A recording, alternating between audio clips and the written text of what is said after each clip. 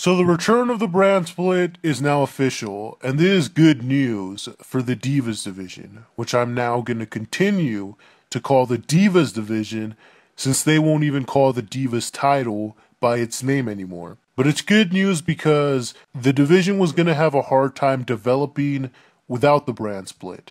With Charlotte as the champion until SummerSlam and Sasha Banks as the only other diva who stood a chance of taking the title off of her, the division is once again in another stagnant position where sure, you'll see divas like Natalya, Emma, and Dana Brooke get a little bit of spotlight, but since there's no room for any of them at the top, the only thing that they could be up until that point is a stepping stone for Charlotte, Sasha, and Becky Lynch to go through until the summer. And that puts all the other divas in a position where no matter how good they look during the feud, they're only going to go right back down to irrelevancy once the feud is over, because all the top spots have been filled and there's not enough TV time for all of them to remain relevant afterward. But now with the brand split, that evens the playing field. While on Raw, they can go ahead and continue to try to rehash the entire lineage of the NXT title,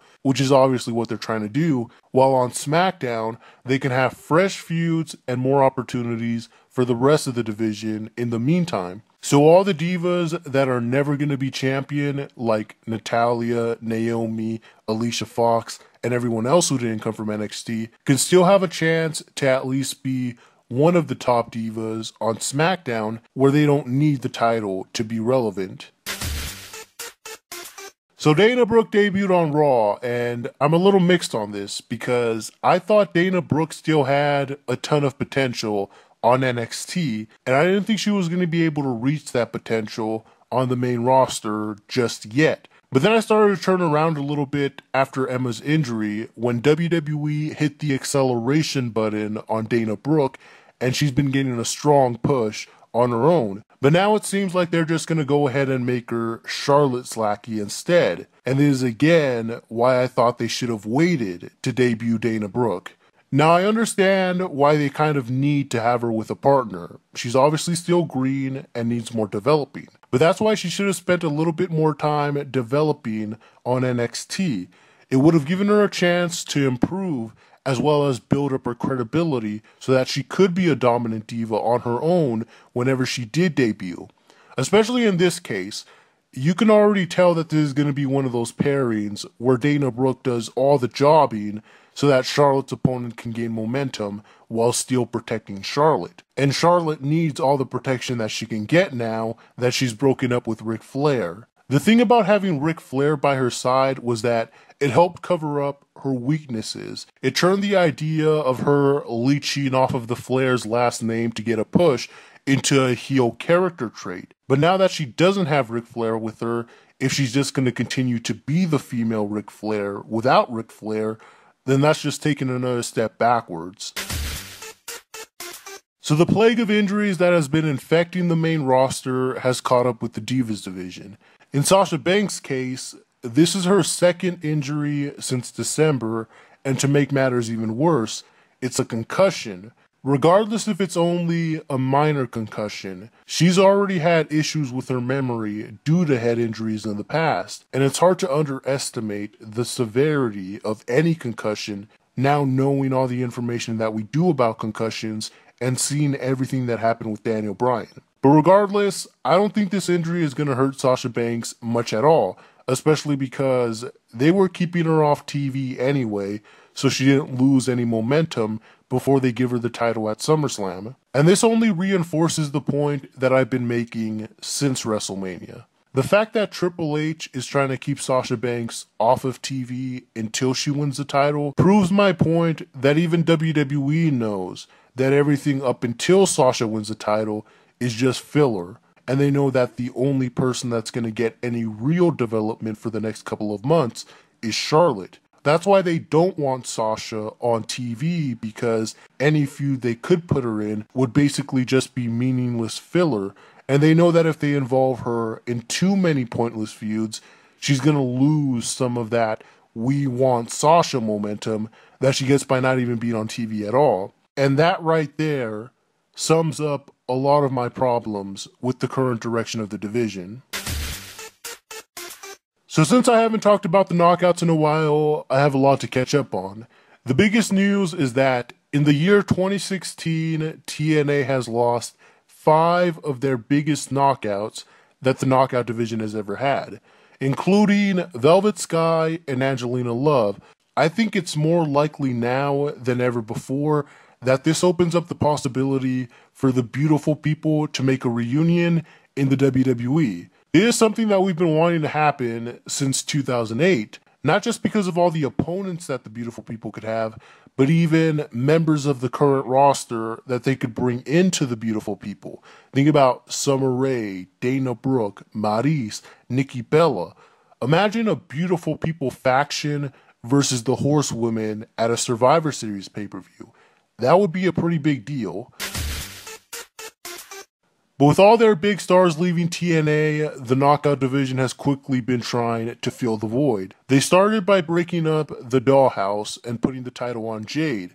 Now this is a decision that sounds good on paper, but was basically done within the span of 2 weeks with no real build-up. And as good as Jade is, and as much sense as it makes for her to be the breakout face of the Dollhouse, she needed more build-up to help elevate her star power. But then again, it is TNA. No one really has star power, so probably doesn't matter anyway.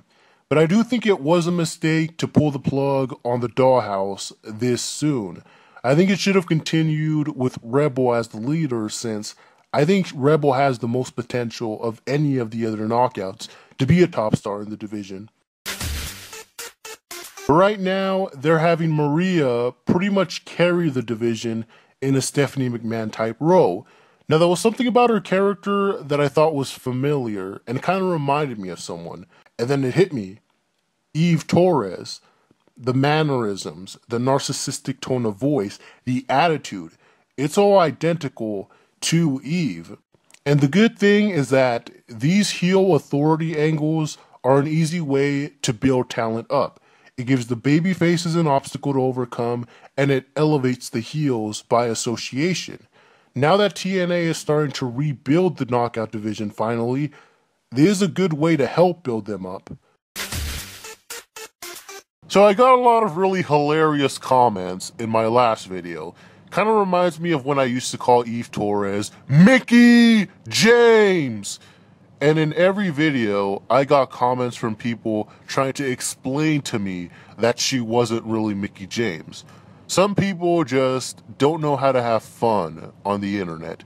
So thanks to all those comments that you guys left me, I've come up with a new idea for the show, and it's going to be called Hashtag Nikki Bella for Hall of Fame, where I take a look at every wrestler in the Hall of Fame, and I explain not only why Nikki Bella is better than them, but why she deserves to be in the Hall of Fame way more than they do.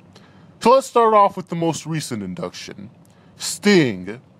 Number 1, Nikki Bella is far more relevant than Sting ever was. While Sting was wasting away in TNA for 10 years when everyone thought he was dead, Nikki Bella was appearing in Slim Jim commercials, starring in movies, starring in her own TV show, guest hosting the Miss USA pageant, being nominated for Kids' Choice Awards. She even got invited to the damn White House. So clearly, more people in the real world care about Nikki Bella more than Sting. Number 2, Nikki Bella is a bigger draw than Sting is.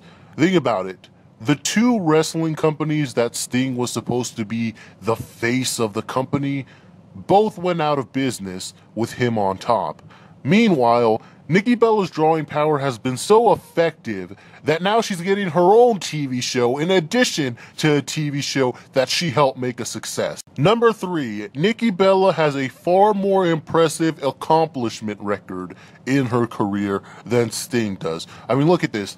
The longest reigning Divas champion of all time, a 2-time Slammy Award winner, the number 1 greatest wrestler in the world according to PWI. What has Sting ever won?